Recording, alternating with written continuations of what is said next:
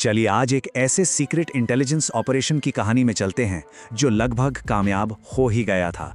ये एक ऐसी कहानी है जो भारत के सबसे बड़े दुश्मन के खात्मे की स्क्रिप्ट लिख सकती थी। जरा सोचिए, जगह दिल्ली का एक होटल, साल 2005, महीना जून। एक बंद कमरा है और उस कमरे में हैं देश के एक टॉप जासूस और उनके साथ दो गैंगस्टर, एक नक्शे पर झुके हुए। एक बहुत बड़े मिशन की आखिरी तैयारी चल रही है। माहौल में तनाव और उम्मीद दोनों हैं, क्योंकि दांव पर बहुत कुछ लगा है। लेकिन तभी अचानक कमरे का दरवाजा टूटता है और सब कुछ बिखर जाता है। और बस यहीं से वो सवाल खड़ा होता है जो इस पूरी कहानी का दिल है।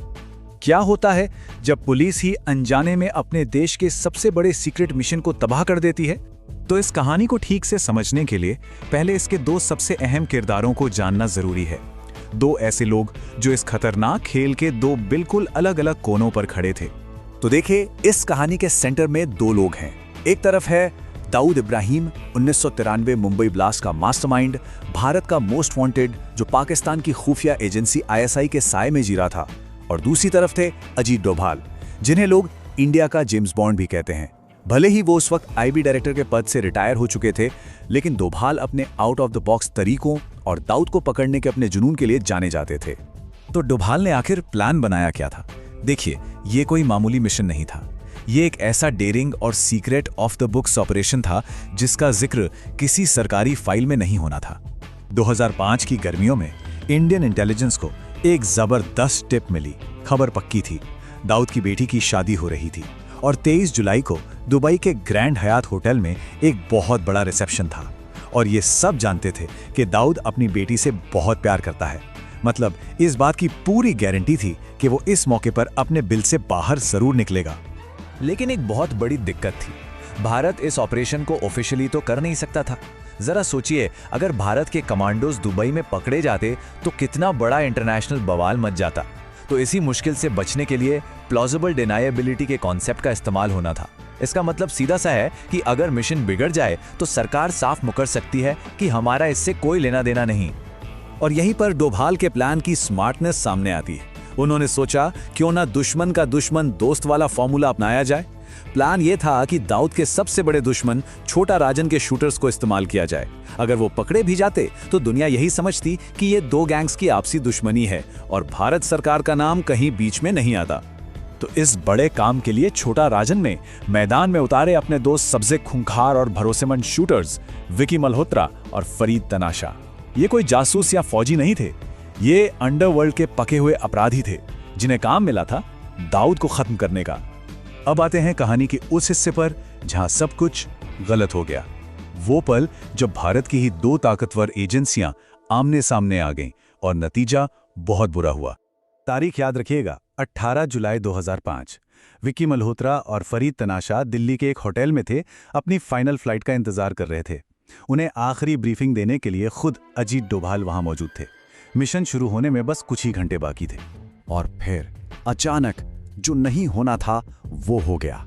जिस वक्त डोभाल कमरे में आखिरी निर्देश दे रहे थे, मुंबई पुलिस की एक टीम ने दरवाजा तोड़ दिया। डोभाल ने फौरन कमिश्नर मीरा बोरवणकर को फोन किया, उन्हें सिचुएशन समझाने की कोशिश की, लेकिन उनकी एक नहीं सुनी गई और दोनों शूटर्स को गिरफ्तार कर लिया गया। अब सवाल ये कि मुंबई पुलिस आखिर वहां कर क्या रही थी? असल में कहानी ये थी कि वे महीनों से विक्की मल्होत्रा को एक उगाही के केस में ट्रैक कर रहे थे। उन्होंने एक फोन कॉल पकड़ा जिसमें किसी बड़ी हिट की बात हो रही थी। उन्हें लगा कि ये किसी बिल्डर या नेता के खिलाफ प्लान है।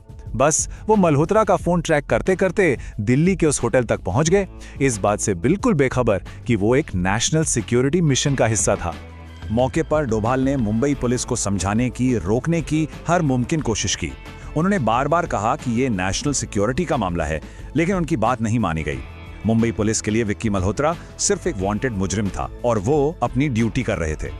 और इस ऑपरेशन के ताबूत में आखिरी कील तब ठुकी जब कमिश्नर बोरवणकर ने कंफर्म करने के लिए मुंबई में एक सीनियर आईबी अफसर को फोन किया।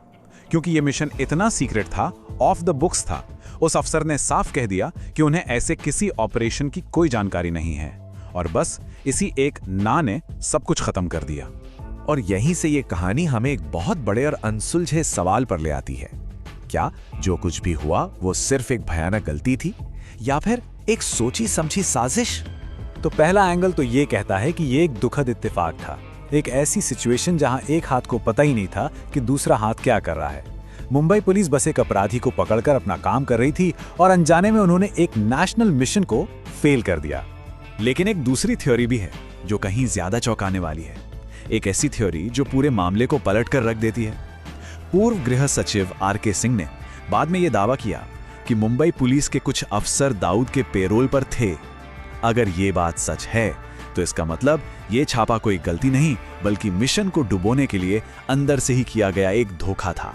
और इस पूरे रहस्य पर एक और पर्दा तब पड़ जाता है जब खुद अजीत डोभाल से इसके बारे में पूछा गया।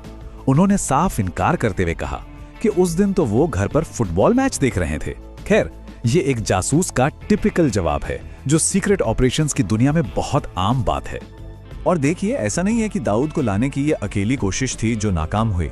2013 में सुपर बॉयज नाम से एक और सीक्रेट ऑपरेशन लॉन्च हुआ था। इस बार तो 9 एजेंटों की टीम को पाकिस्तान तक भेजा गया था। लेकिन हैरानी की बात यह है कि उस मिशन को भी एकदम आखिरी मिनट पर दिल्ली से आए एक फोन कॉल ने रुकवा दिया। तो आखिर में इस पूरी कहानी के जो किरदार थे उनका अंजाम क्या हुआ? फरीद तनाशा की 2010 में हत्या कर दी गई। विक्की मल्होत्रा अंडरवर्ल्ड के अंधेरे में कहीं खो गया। छोटा राजन को आखिरकार 2015 में इंडोनेशिया से पकड़ लिया गया। लेकिन वो मुख्य निशाना दाऊद इब्राहिम, वो आज भी पाकिस्तान में महफूज है, कानून की पहुंच से बहुत दूर। तो आखिर में हम उसी एक सवाल पर आकर रुक जाते हैं, क्या भारत का एक सबसे डेयरिंग इंटेलिजेंस मिशन सिर्फ एक गलती का शिकार हुआ या एक धोखे का? ये वो सवाल है जो आज भी खुफिया महकमे के गलियारों में गूंजता है और जिसका जवाब शायद हमेशा के लिए एक राज ही बनकर रह जाएगा।